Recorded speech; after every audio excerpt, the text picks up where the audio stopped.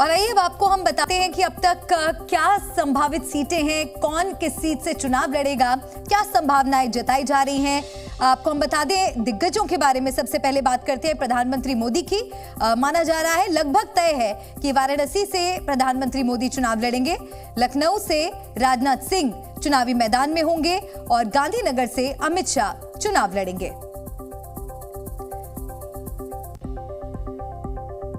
और आइए अब बात करते हैं मध्य प्रदेश की। चुनावी मैदान में एमपी के बड़े चेहरे कौन से हैं और कहां से वो चुनाव लड़ सकते हैं, संभावनाएं क्या है वो भी आप जान लीजिए। विदिशा से पूर्व सीएम शिवराज सिंह चौहान, भोपाल से नरोत्तम मिश्रा चुनावी मैदान में उतर सकते हैं और गुना से ज्योतिरादित्य सिंधिया चुनाव लड़ सकते हैं। तो दो पूर्व सीएम क्या इस बार लोकसभा का चुनाव लड़ेंगे?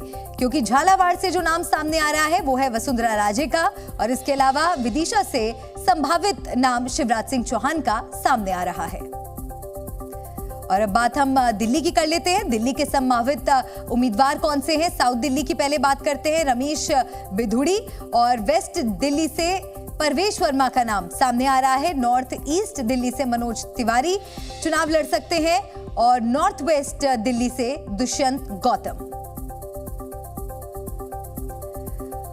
और अब जान लेते हैं इंदौर के बारे में भी। इंदौर में भी क्या उम्मीदवार बदले जाएंगे, क्या कोई बड़ा फेरबदल हो सकता है? कैलाश विजयवर्गीय की अगर बात करें तो वो रेस में माने जा रहे हैं, विधानसभा चुनाव जीते हैं, मंत्री भी बने। और इसके अलावा शंकर लालवानी, क्या उनका टिकट कट सकता है? 2019 में रिकॉर्ड वोटों से उन्होंने चुनाव जीता था। तो इंदौर में क्या उम्मीदवार बदलने की संभावना है, उसके बारे में भी जो जानकारियां सामने आ रही हैं वो हम आपको बता रहे हैं। कैलाश विजयवर्गीय हो सकता है कि इस बार चुनाव लड़ें। और भोपाल सीट पर भी क्या बड़ा फेरबदल हो सकता है, उससे जुड़ी जानकारी भी आपको दे दें। माना यह जा रहा है कि प्रज्ञा ठाकुर का टिकट कट सकता है और उनकी जगह नरोत्तम मिश्रा संभावित उम्मीदवार हो सकते हैं। तो 24 के चुनावी संग्राम में चुनावी दलों ने अपने अपने दिग्गजों के नाम या तो बता दिए हैं या फिर बताने की तैयारी में है। हमारे पास बीजेपी से लेकर जो दूसरे दिग्गज हैं उनमें से कुछ के नाम हैं। आइए आपको बताते हैं वो दिग्गज कौन कौन हैं और कहां से दावेदारी के लिए तैयार हो रहे हैं। वाराणसी से नरेंद्र मोदी हो सकते हैं, जबकि उनके सामने अभी उम्मीदवार तय नहीं है। बदायूं से इंडिया की तरफ से शिवपाल यादव हैं, जबकि एनडीए से कौन होगा अभी साफ नहीं हुआ है। लखनऊ से एनडीए के लिए केंद्रीय मंत्री राजनाथ सिंह उम्मीदवार हो सकते हैं, जबकि उनके सामने कौन होगा पता नहीं है।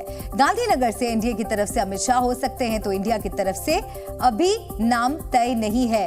अभी बीजेपी की तरफ से सूची सामने आना बाकी है। हालांकि मैराथन मीटिंग्स चल रही हैं और उम्मीदवारों के नामों को लेकर लगातार चर्चाओं का दौर जारी है। बात अगर मुजफ्फरनगर की करें तो मुजफ्फरनगर से एनडीए से संजीव बालियान को उम्मीदवार बनाया जा सकता है, तो इंडिया से हरेंद्र मलिक पहले से ही तय माने जा रहे हैं। और अगर अब हम बात चंदौली की करें तो चंदौली से एनडीए की तरफ से महेंद्र नाथ पांडे उम्मीदवार हो सकते हैं, जबकि इंडिया से वीरेंद्र सिंह तय हो चुके हैं। और अब मुजफ्फरनगर सीट की बात कर लेते हैं, जहां से एनडीए से संजीव बालियान का नाम सामने आ रहा है और आईएनडीआईए से हरेंद्र मलिक। तो चंदौली से एनडीए से महेंद्र नाथ पांडे और आईएनडीआईए की तरफ से वीरेंद्र सिंह।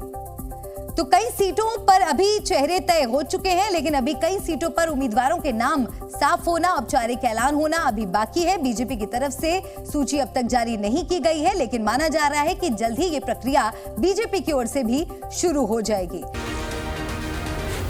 जी न्यूज़।